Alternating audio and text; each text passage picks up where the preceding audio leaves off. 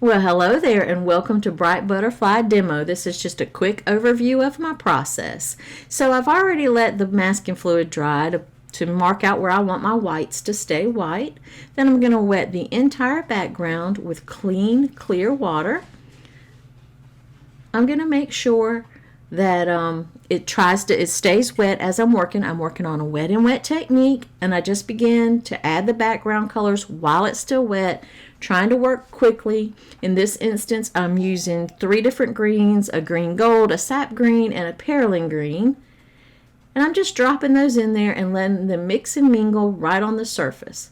Now, once that is dry, I begin to add another layer. But on this one, I'm just wetting the surface of the paper in small sections, because if I wet the whole thing, it'll disturb the under layer painting, and I don't want to do that. And I'm also being very light-handed. I'm not pressing really hard on my paper when I'm adding the second layer, so that the first layer doesn't become muddy and seep through, and it stays intact, and you get that beautiful little glowy look where the bottom layer is glowing into the top layer. So once I get those added, I'm adding a little bit of shadow here. There's a little shadow on the foliage from the butterfly and from the flower. I've wet it first, and I'm just dropping in the color, just cleaning up some areas that I see going into the flower, being careful not to paint over the little flowers that I haven't gotten masking fluid on. So then I'm going to let that dry. That's a nice, rich, beautiful background. And I'm going to take some yellows and oranges. I think I have some transparent orange, yellow ochre, cadmium yellow, and some cadmium orange on there. I am just going to layer and blend the yellows and oranges on the wings. I'm using the wet on wet technique, where I wet the spots first and then I'm adding my color. I'm letting them blend together. I'm also using the wet on dry technique in some areas where the paper is dry, and I'm just adding the color straight to the paper and blending it in. The reason I want to do that is because once you wet the paper, you have less control over your watercolor, but if you put it straight on dry paper, then the color stays exactly where you put it. It doesn't bleed and flow. Now I've mixed up a nice dark brown and blue, a nice dark brown, nice dark blue, and I'm going to begin to paint in the pattern on the wing. And I made sure before I started this that the wing was completely dry, because I do not want the black mixture, the dark mixture, to bleed into my yellow. And if the yellow was even a hint wet, it would just bleed into there, and it would just be a mess, and we don't want a mess. We don't want a messy wing. So then you just go around, you add your patterns to your wing, slowly but surely, being really careful, looking at your reference photo constantly to make sure that you're putting them in the right spot. You don't want a wonky pattern on your wing. You want to keep looking at that reference photo, making sure that you're on point with it. And I'm just keep on going, adding all the little details.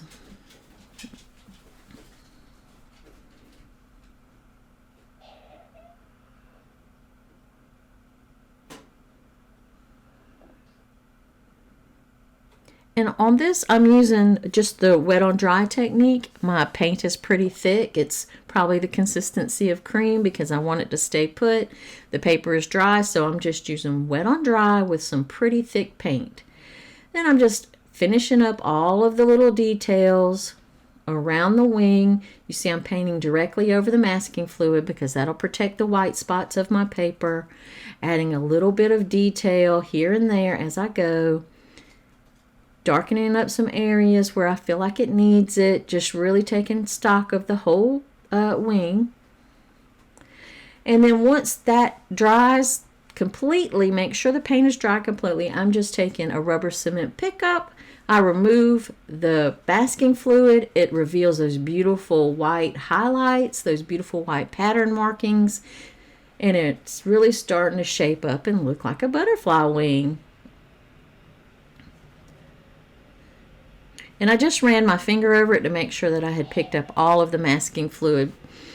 Now I'm just going to take my really tiny brush, I think it's a number 2 pointed round, and I'm going to finish off the fine details and just really begin to put those details in there, and it really begins to make it come to life and look a lot more realistic.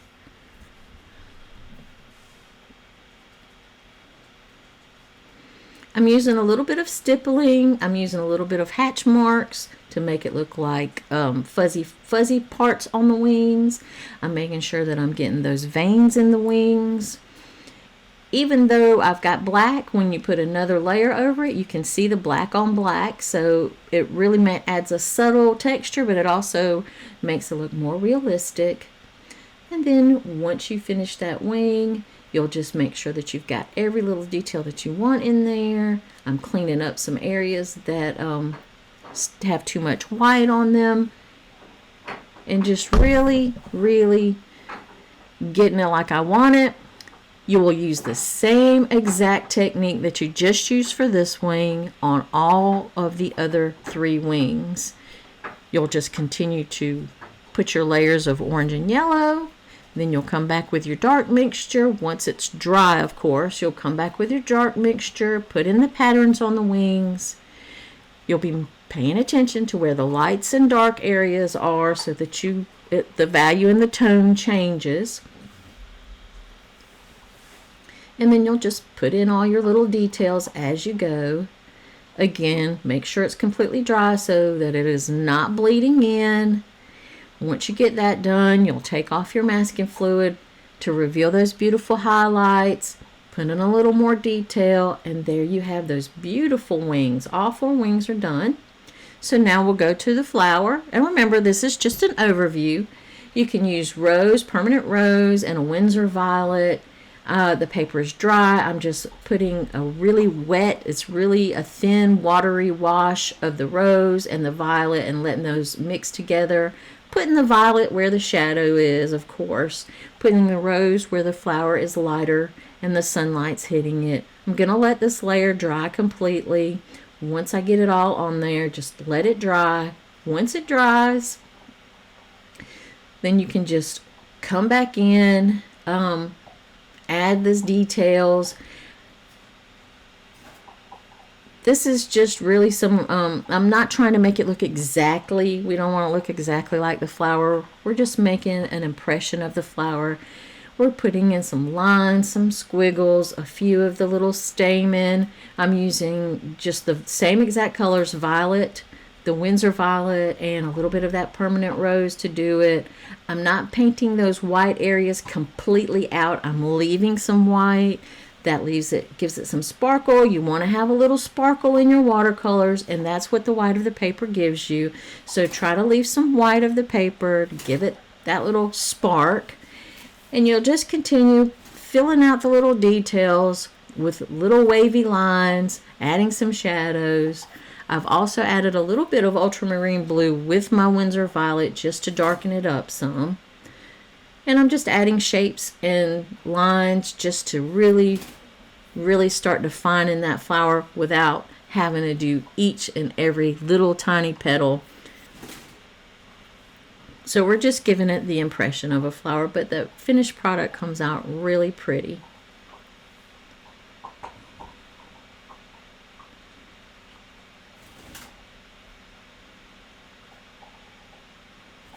And then I'm using a little bit of the rose with a tiny bit of the violet just to do a little bit more highlights. Change up your colors, vary them, makes it look nice. And you can see it's really starting to look like a flower. Even though I haven't painted every detail of the flower, I've just put in hints of the details, put in some shapes for shadows. And now we're going to go to the body, and it is just browns and yellows for the body. I do the first layer of a nice yellow ochre, let that dry. Well, actually, don't let it dry. While it's still wet, just add in some of the browns for shadows. Wherever you see the shadows on your reference photo, where it looks darker, just drop that in, let it blend with the water, let the water do the work, and then we're going to let this dry completely. Once it's dry completely, you come back with your details, and you can use your different shades of brown. I use a lot of stippling, of some tick marks, some hatch marks to do fur, make it look fuzzy, and then just add those details once it's dry, do the antenna, just do little tick marks up those antenna, and just get those details in there. It makes it look more realistic and really fuzzy. We like this one fuzzy. And you can start adding some shadows. Just look at your reference photo to see where the shadows are. Add those shadows in. Add some more hatch marks. Just layer the different colors. I put the really dark down. Now I'm putting a mid-tone. I believe that's burnt sienna over that, just to really darken it up some and to give it some variation in color. Adding just a little bit of the orange into some areas, just the shading. That's what I'm doing now. I'm just adding the shadows, darkening up the areas just to make it look a little tiny bit more realistic. And again, just keep looking at your reference photo so that you'll know where the shadows are. They don't have to be perfect. They just have to give an impression of that shadow and be a pretty close match, but not perfect. I'm also just blending some of these colors with the very tip of my brush while it's still wet, giving that more texture. We like to put a lot of visual texture in some of our paintings. It gives it more interest.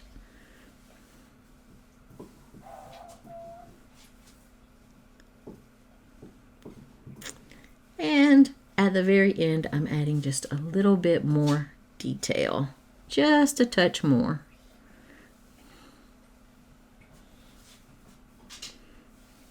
And the layer before was completely dry, so I forgot to tell you that. Just make sure each of your layers dry. We're using the glazing technique, and when you glaze, you make sure that each layer is dry before you add another layer. And there you have it. Very easy.